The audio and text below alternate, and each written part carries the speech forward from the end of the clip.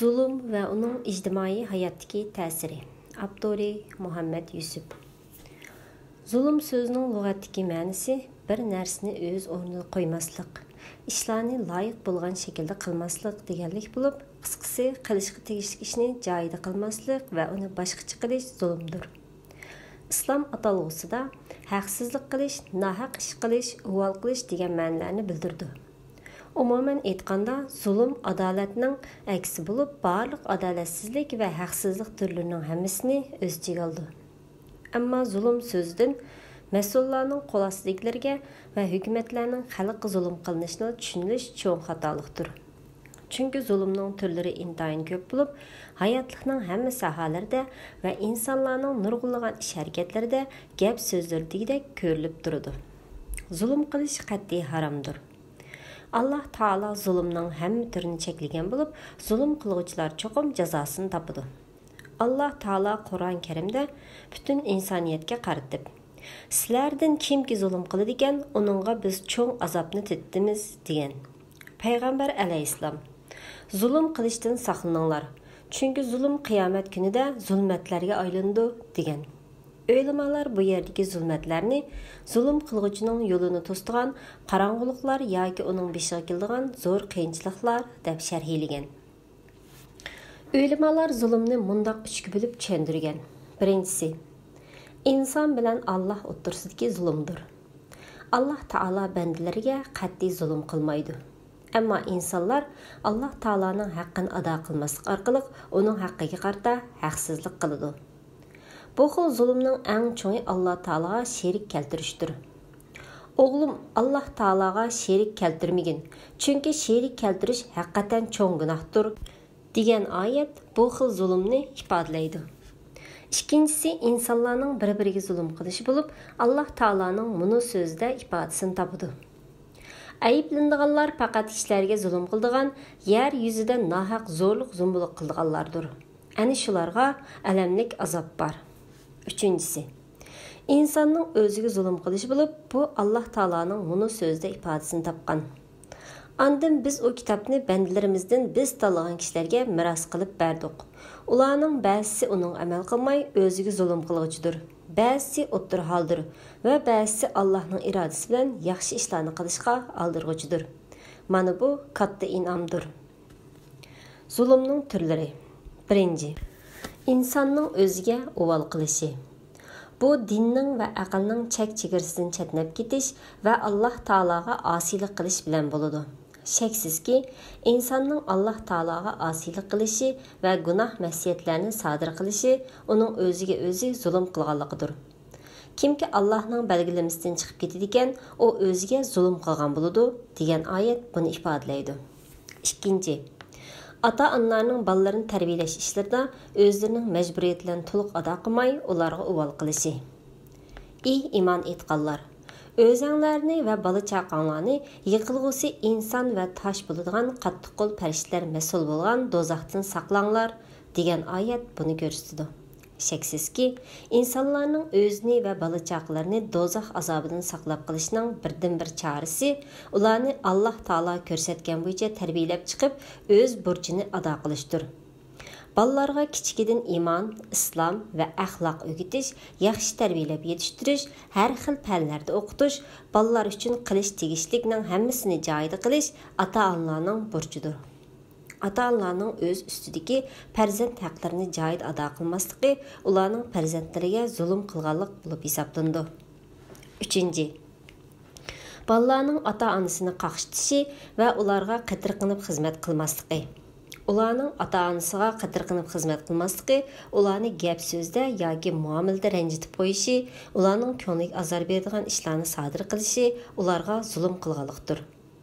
Alloh taolo mundaq deb ko'rsatgan: Rabbing faqat o'ziga ibodat qilishinglarni va ota-onanglarga qitirqinib xizmat qilishinglarni farz qildi. Ularning biri yo ikkilisi sizning bilan birga bo'lib yashinib qolgan bo'lsa, ularga uf demagin, ya'ni shunchalik gapnimi qilmagin. Ularga qo'pollik qilmagin. Ularga hurmat bilan yumshoq so'z qilgin. Ularga cho'nqur mehribonlik bilan nihoyatda kamtar muomalada bo'lgin. va ey Rabbim, ular meni kichikligimda mehri bilan tarbiyalagandek, senmi ularga rahmi qilgin degin. Ata-anaga qitirqinib xizmat qilish farzdir. Shunga bu farzni ado qilmaslik yoki ado qilishda kamchilik sodir qilish ata-anaga zulm qilganlikdir. Allah Taala bu farzni ta'kidlab yana mundaq degan: Ey inson, manga va ata-ananga shukr qilgin. Oxir qaytadigan joy mening dargohimdir. 4. Erning ayoliga zulm qilishi. Er bilan ayol o'ttirsidagi nikoh o'qilgan vaqtdan boshlab ayol erning ustiga omonatdir. Bu omonatni yaxshi qo'llash erning mas'uliyatidir. Payg'ambarimiz Muhammad alayhissalom erlarga ayollar to'g'riliq tavsiya qilib, ayollar haqida Allohdan qo'rqinglar, chunki sizlar ularni Allohning omonati bilan oldinglar va ularni Allohning kalimasi bilan o'zinglarga halol qildinglar degan. Erning ayolning haq-huquqlarini to'lamasligi, ado qilmasligi, ayolni xorlashi, bo'zaq qilishi uning ayoliga zulm qilganligidir. Payg'ambar alayhissalom ayollar haqida tavsiyalarni qilib, yana mundaq degan: Sizlarning eng yaxshilaringlar o'zlarining ayollari uchun yaxshi bo'lgandir. Sizlarning yaxshilaringlar ayollarni urmaydiganlardir. Erning ayoliga yaxshi muomala qilishi, uning azor bermasligi, butun muhabbati va sevgisini beg'ishlagan holda uningga har ishda mehribonlik ko'rsatishni talab qilindi. 5. Ayolning eriga zulm qilishi. Ayolning erini kuchi yetmaydigan ishlarga zo'rlashi, ehtiyojidan ortiq narsani talab qilishi, boshqalarga erining g'aybatini qilib berishi, tuqqanlariga eri ustidan haqsiz holda shikoyat qilishi, farzandlarini otasidan sovutishi, isrofxo'rlik qilishi, erining amgikini qadrlamasligi qatorliq qilmishlarning hammasi ayolning eriga zulm qilganligidir. Ayolning qanoatlik bo'lishi talab qilindi. Qanoat oilani baxtli qilishning eng asosiy omillaridan biridir. Chunki oila a'zolarida qanoat bo'lib, bag'i shukr qilishni bilsa, bu oila a'zolari haromga qo'l uzatishga majbur bo'lib qolmaydi. Yo'qning jidilini qilishib, bir-birini ranjitmaydi va hamma xushallik ichida hayot kechirdi. Bir psixolog: oilani baxtsiz qiladigan omillar nihoyat ko'pdir. Ammo oilani baxtli qiladigan birla omil bor, u bo'lsa-mu qanoatdir degan. 6. Qo'shnilarga azor berish va ularning haqqini ado qilmaslik. Shaksizki, qo'shnilarni bearam qilish, ularga arziyat berish va qo'shnilarning haqqini ado qilmaslik ularga zulm qilganlikdir. Bir odam payg'ambar alayhissalomning yoniga kelib, uningga: "Ya Rasululloh, bir ayol bor. U namoz o'qiydi, ro'za tutadi va sadiqani ko'p qiladi, lekin qo'shnisiga tili bilan arziyat beradi" deganda, payg'ambar alayhissalom: "U do'zaxga kiradi" degan. Bu hadisda mazkur ayolning qo'shnisiga arziyat yetkazganligi uning do'zax ahlidan bo'lib ketishiga sabab qilib ko'rsatilgan. 7. Baylarning yo'qsullarga zulm qilishi. Qo'l ilkida bor kishilarning o'z urug' tuqqanlari, qo'shnilari ichidagi yo'qsullarga tegishli haqqini bermasligi, zakot farzini ado qilmasligi, sadiqa, xayri saxovat degandek hal sonni yordamlarni tark etishi ularning yo'qsullarga zulm qilganligidir. Chunki zakot, sadiqa, xayri saxovat qatorliqlar yo'qsullarning baylar ustidagi haqlardir. Allah Taala buni bayon qilib mundaq degan: Ularning pul bilan tilaydigan va iffatlik bo'lganlikdan tilmaydigan hojatmanga berishga tegishlik muayyan haqqi bor. Shunga qo'l ilkida bor kishilarning zakotlarini ado qilishda va sadiqa, xayri ihsonlarni qilishda yo'qsullarga minnat qilish yoki arziyat yetkazish haqqi yo'qdir. Agar ular zakot yoki sadiqani olg'uchiga minnat qilsa yoki arziyat bersa, bergan zakoti qabul bo'lmaydi. Qilgan sadiqasi inovatsiz bo'ldi. Allah Taala bunundan ogohlantirib mundaq degan: Ey iman etqanlar, pul milni kishilarga ko'rsatish uchun sadiq qildigan, Allohga va oxirat kuniga ishonmaydigan kishiga o'xshash bergan sadiqanglarni minnat qilish va arziyat yetkazish bilan bekor qilib etmanglar. Yaxshi so'z va kechirib o'tish arziyat erishib keladigan sadiqadan afzaldir.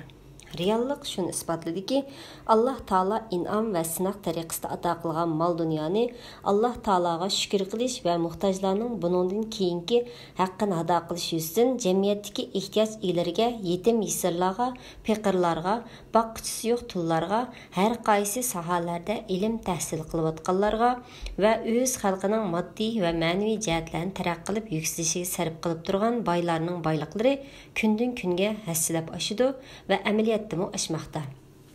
Mundaq baylarning Alloh taoloning va insonlarning oldida yuz yo'riq sha'ni shavkatlik bo'ladi. Aksicha boyliqlarni Alloh taoloning in'omi, buningda ehtiyoj egalarining haqqi bor deb tunmasdan, o'z kuchim bilan topdim emasmi? Qidab qaruncha mag'rurlanib, piravincha cho'ngchilik qilib, kerakli jihatlarga sarf qilishdan bexillik qiladigan boylarni Alloh taolo mushu dunyoda o'zi xohlagancha jazolaydi. Bulangchilar, qaroqchilar va mafiyalar tarafidan har xil usullar bilan ichinishli holda o'ltirilayotganlar va boyligidan ansirab o'limni kutib, g'am qayg'u ichida uyqusiz yetayotganlar ana shu bexil boylardir. Ammo sehiy boylar mol dunyosidan ansirmaydi. Balki rahat, huzur ichida hayot surdi. Chunki Alloh taoloni haqiqiy tunigan bu boy bu 6 kunlik olamda yiqqan astul boyligining g'amini yemaydi. Balki Alloh taolaning dargohida bu boylikdan hisob berishning g'amini qiladi. Shunga u boyliqlarni kerakli taraflarga sarf qilishdan hech ikkilanmaydi. Shu sababdanmi uning mol dunyosi barakat bilan ko'payib turdi. Mana bu reallik. 8. Urug' tuqqanlarga zulm qilish. Shaksizki, tuqqandarchilikni davomlashtirmaslik, urug' tuqqanlarga moddiy va ma'naviy jihatdan yordam qilmaslik ularga zulm qilganlikdir. Chunki tuqqandarchilikni davomlashtirish va urug' tuqqanlar ichidagi moddiy yordamga ehtiyojli bo'lganlarga yordam qilish farzdir. Tuqqanga, miskinga, musofirga berish tegishli haqqini bergin degan oyat buningga ishorat qilindi. Tuqqandarchilikni uzib qo'yish og'ir gunohdir va jannatga kirishga to'salg'idir. Payg'ambar alayhissalom tuqqandarchilikni uzib qo'ygan odam jannatga kirmaydi degan. Tuqqandarchilikning yuqorisi urug' tuqqanlar uchun o'zining mol dunyosini, yuz obro'yini va moddiy va ma'naviy jihatdagi kuchini aymaslikdir. Uning aqallisi ularga chiroyli so'z qilish va tabassum bilan qarashdan iborat. Chunki kishilarga chiroyli so'z qilish va tabassum bilan qarash ham ibodat, ham sadiqadir. 9. Muallimning o'quvchilarga zulm qilishi. Muallimlarning o'quvchilarni yaxshi tarbiyalamasligi, qidirqinib yaxshi o'qitmay ularning umrini zoya qilib o'tishi yoki ularning imtihonni ko'chirib topshirishiga ko'z yumishi yoki o'quvchilar orasida adolatlik bo'lmasdan ba'zi o'quvchilar ko'ngil bo'lib, ba'zi ko'ngil bo'lmasligi va yoki haqsizlik qilib o'z yaxshi ko'rgan o'quvchilarni sinfdan o'tkazib, o'z yoqtirmaydigan o'quvchilarni sinfda qoldirib qo'yishi qatorliq qilmishlarning hammasi o'quvchilarga zulm qilganlikdir. 10. Musulmonlarga zulm qilish. Ya'ni musulmonlarni ularning fikr iqimi yoki mazhabi bilan millati sababli chatga qaqish, ularga muomalada adolatsizlik qilish va yoki ularning haq huquqini dafsanda qilish, tuhmat chaplash, g'ayvat qilish, masxir qilish, haqqini yevilish, aldash, yolg'on guvohlik berish, xiyonat qilish, hasad qilish, laqam qo'yish, aybini izlash qatorliq qilmishlarning hammasi ularga zulm qilganlikdir. Bir musulmonning yana bir musulmonga yomonlik qilishi amaliyotda o'ziga yomonlik qilganlikdir. Chunki musulmonlar bir gavdadir. Payg'ambar alayhissalom bu haqda mundaq degan: Bir-biringlarga ko'rolmaslik qilishmanglar, bir-biringlarni aldamanglar, bir-biringlarni yomon ko'rmanglar, bir-biringlarga dushman bo'lmanglar, bir-biringlarning sodisini buzmanglar. O'zaro qarindosh bo'lib Allohning yaxshi bandalaridan bo'linglar. Musulman musulmanning qarindoshi. Uningga zulm qilmaydi, uni xo'rlamaydi. Taqvodorlik qalbdadir. Payg'ambar alayhissalom taqvolik qalbdadir degan so'zni 3 qatim takrorlab ta'kidlagan. 11. Musulmon emas kishilarga zulm qilish. Musulmonlar musulmon emas kishilarga yaxshi, adolatlik va to'g'ri muomala qilishga buyurilgan. Barliq muomala turlarida ularga ayrimchilik qilmasdan, haqsizlik qilmasdan, to'g'ri va adolatlik muomala qilish, moddiy va ma'naviy jihatlardan qo'ldan kelishicha ularga insoniy yordam qilishga buyurilgan. Alloh taolo bu haqda bizga tavsiya qilib mundaq degan: Başqa dindagilardan sizlar bilan urush qilmagan va sizlarni yurtinglardan haydab chiqarmaganlarga kelsak, Alloh ularga yaxshilik qilishinglardan, ularga adil bo'lishinglardan sizlarni to'smaydi. Shubhisizki, Alloh adolat bilan ish qilguvchilarni yoqtirdi. 12. Hayvonlarga zulm qilish. Hayvonlarga ko'tarolmaydigan ig'ir yuklarni ortish. Ularni yaxshi boqmay, och yoki suvsiz qo'yish, urush, qiynash, o'q etish mashqlari nishon qilish, ularni bir-biri bilan so'qishtirish. Masalan, it talashtirish, xo'roz so'qishtirish, qo'chqor so'qishtirish qatorli qilmishlarning hammasi hayvonlarga zulm qilganlikdir. Hatto hayvonlarni bo'g'izlashdimi qattiq qo'llik qilish cheklandi. Payg'ambar alayhissalom bu vaqtda Allah hamma narsaga rahim shafqat qilishni putivatdi. Mal bo'g'izlaganda yaxshi bo'g'izlanglar, pichoqni ittiq qilinglar va malning jinini qiynamasdan chiqaringlar deb ko'rsatgan. Payg'ambar alayhissalom yana ussuzlikdan qattiq qiynalib ketib, quduqning yendagi ho'l tuproqni yeyishga boshlagan bir ishni ko'rgan. Bir buzuq ayolning itqa ich og'ritganlikdan o'tikini silib, uningga quduqdan suv to'ldirib chiqib, heliqi itni so'rib qo'yganligi uchun butun gunohlari kechirim qilinib, jannat ahli bo'lib ketganligi. Buning aksicha bir ayolning bir mushukini suv yoki non bermasdan bog'lab qo'yib, uning o'limiga sabab bo'lganligi uchun do'zax ahli bo'lib ketganlik qissasini aytib berish orqali hayvonlarga rahim shafqat qilishning naqadar cho'ng ibodat va diniy ham insoniy majburiyat ekanligi bayon qilib bergan. 13. Yolg'on so'zlash va so'zida turmaslik. Shaksizki, yolg'on so'zlash eng cho'ng haqsizlik va qabih zulmdir. Chunki yolg'on aytgan odam Alloh taolo cheklagan yolg'on so'zni so'zlash bilan o'zini Alloh taoloning azobiga tegishli qilgan bo'ladi. Ham boshqalarning bu yolg'on so'zga ishontirish bilan ularga ziyon zahmat yetkazgan bo'ladi. Bularning har ikkisi qat'iy haromdir. Haqiqiy musulmon odam hargiz yolg'on so'zlamaydi. Bir kuni payg'ambar alayhissalomdan musulmon odamning o'g'irlik qilish mumkinmi deb so'ralganda, ha, mumkin deb javob bergan. Musulmon odamning zina qilish mumkinmi deb so'ralganda, ha, mumkin deb javob bergan. Yana musulmon odamning yolg'on aytishi mumkinmi deb so'ralganda, yo'q, mumkin emas deb javob bergan. Shuningdek, so'zi turmaslik va'dalashib qo'ygan odamga qarata qilingan eng cho'ng zulmdir. Chunki va'zi turmagan odam va'dalashib qo'ygan odamning vaqtini isrof qilgan va uning ishonchisini yerda qo'ygan bo'ladi. So'zida turmaslik, va'dasiga xiloflik qilish dunyoda hamma odam o'ch ko'radigan yolg'onchilik bo'lib, bu illat kimda bo'lsa, shu odam yaxshilik kutishga yaramaydigan, ishongil bo'lmaydigan yaramsiz odam hisoblandi. Bundaq odam o'ziga va boshqalarga nurg'un ziyonlarni keltirdi.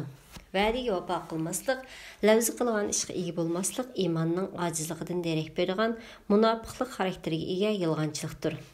Payg'ambar alayhissalom munofiqlikning alomatlarini bayon qilib, munofiqlikning belgisi 3 bo'lib, ular yolg'on so'zlash, va'daga xiloflik qilish, omonatga xiyonat qilishdir deb ko'rsatgan.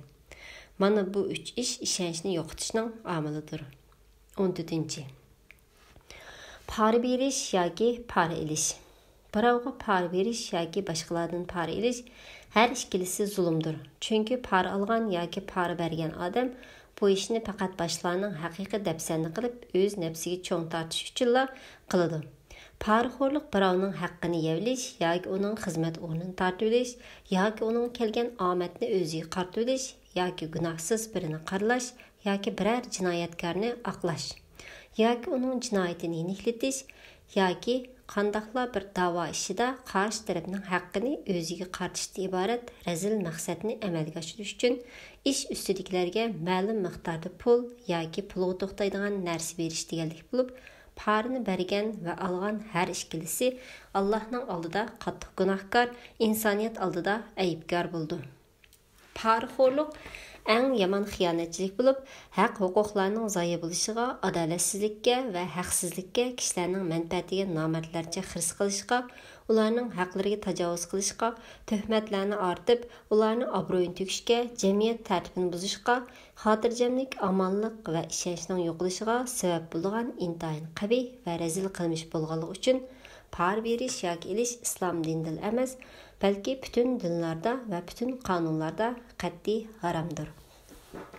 Payg'ambar alayhissalom Allah pari bergichiga, uni alg'uchiga, uning vasita bo'lg'ichiga la'nat qildi deyish orqali parixo'rlik jinoyatining doirasini va jazosini bayon qilgan. Allohning la'natiga uchraganlik oxiratlik nisibasidan butunlay quruq qolganlikdir. İslam öləmaları par berishdən birli məsləni mustasno qılğan bo'lib, u bo'lsa-mu inson o'zining haqqini elish yoki yo'lliq huquqini qo'g'dash uchun par berishga majbur bo'lib qolsa, boshqalarga ziyon zahmat yetkazmaslik sharti bilan par berib bo'lsa-mu o'z haqqini qo'g'dab qolsa, gunoh bo'lmaydi deb qaraydi. 15. Sodada aldamchilik qilish. Satmoqchi bo'lgan malning aybini yushirish. Yalğan sözləş, satmoqchi bo'lgan mallarga boshqalarning markalarini o'g'irlikcha chaplab setish, tarazda yoki o'lchamda kam tortib berish, xaridor emas birini xaridor o'rnida ko'rsatib, uni yuqori bahoda talab qildirish orqali rostl oldigan xaridorlarni aldab tovarlarni setib olish, chorva mallarni setishga elib chiqishdan burun maxsus dorilar bilan yolg'ondan samirtib, xaridorlarning ko'zini bo'yash qatorliqlarning hammasi sodada aldamchilik qilish orqali kishilarga zulm qilganlikdir. Chunki Alloh taolo: "Ey iymon etganlar, bir-biringlarning mol-mulkini harom yo'l bilan yevilmanglar" deb to'sqan. Yuqorqi aldamchilik turlarining hammasi kishilarning pul-milni nohaq yevilganlikdir. 16. Chaqimchilik. Shaksizki birovni zolim hukmdorlarga ma'lum qilib qo'yish yoki uni boshqalarga yomon ko'rsatish uningga eng cho'ng zulm qilganlikdir. Chunki chaqimchilik birovni ziyonga uchratish uchun uni zolimlarga ma'lum qilib qo'yish yoki ikkisini bir-biriga dushman qilish uchun biri to'g'riliq anglagan bir ikki eg'iz yolg'on gapni ko'ptirib yana biriga yetkazishdir. Chaqimchilik gap to'shishdan iborat suxanchilikdan farqli jinoyatdir. Chunki gap to'shish maqsadsizmi amalga oshadi. Ammo chaqimchilik faqat birini ziyon uchratishdan iborat razil maqsad bilan ilib berildi. Bir qatimliq chaqimchilikning sababi bilan do'stlar va oilalar o'rtasida o'chmanlik paydo bo'lib, baxtning asosi bo'lgan xotirjamlik, inoqlik buzildi. Chaqimchilikqa qarshi turishning eng unumli chorasi chaqimchining so'ziga quloq solmaslik yoki anglab qolgan taqdirdami uningga ishonmaslikdir. Chaqimchining yomon oqibati haqida Payg'ambar alayhissalom: "Kimki kishining boshqalar anglab qilishni yoqtirmaydigan so'zini yetkazib qo'ydi ekan, qiyomat kuni uning ikki quloqiga qo'shin qo'yildi" deb ko'rsatgan. 17. Ish ustidagilarning qo'l ostidagilarga zulm qilishi. Eng cho'ng va eng qabih zulm ish boshqaruvchilarning xalqqa uvol qilishi. Ularning ustiga hokim mutlaq bo'lib olishi. Ularning erkinligini bo'g'ilishi va ularni ezishidir. Mayli davlat boshlig'i bo'lsin yoki ish o'rnining mas'uli bo'lsin, qo'l ostidagilarga uvol qiladigan, haqsizlik qiladigan, ularni bo'zaq qiladigan har qanday shaxs zolimdir. Alloh taolo zolimlarni har xil usullar bilan ibratli holda halok qilib kelgan bo'lib, Firavun, Haman, Qarun va Abu Jahil qatorliqlar ularning misolidir. Firavun o'z vaqtida Isroil avlodining o'g'il boqlarini qirib tashlab, qiz ayollarini qul qilish farmon tushirib, ularning o'g'illarini o'ldirib, qizlarini xizmatchilashga qoldiramiz. Biz albatta ularning ustidan hukmronlik qilamiz degan va shunday qilgan. Ammo Alloh taolo uningga ancha ko'p muhlat bermadi va uni ta qiyomatgacha tillardan tushmaydigan shaklda eng ibratli jazoladi. Nihoyat Firavunni va uning qo'shinlarini jazolab dengizga tashlab o'tdi. Ey payg'ambar, zolimlarning oqibatining qanday bo'lganligiga qarag'in. Alloh taolo zolimlarni ba'zida bir-birining quli bilan halok qiladi. Zolimlarni qilmishlar tufaylidan bir-biriga musallat qilib qo'yamiz degan oyat buningga ishorat qiladi. Zolimlarning oxiratda tortadigan azobi to'limi qattiq bo'ladi. Biz zolimlar uchun tutun pardalari, ularni o'rib oladigan o'tni tayyorladik. Ular ussuzlikdan suv talab qilsa, ularga madan eritmasi o'xshash yuzlarni ko'ydiradigan noit qiziq suv berildi. Bu nima degan yomon ichimlik? Jahannam nima degan yomon joy? degan oyat buni ifodalaydi. Demak, zolimlar Alloh taolaning la'natiga insoniyatning qarg'ishiga uchrab turdi. Ularning oqibati ibratli bo'ladi.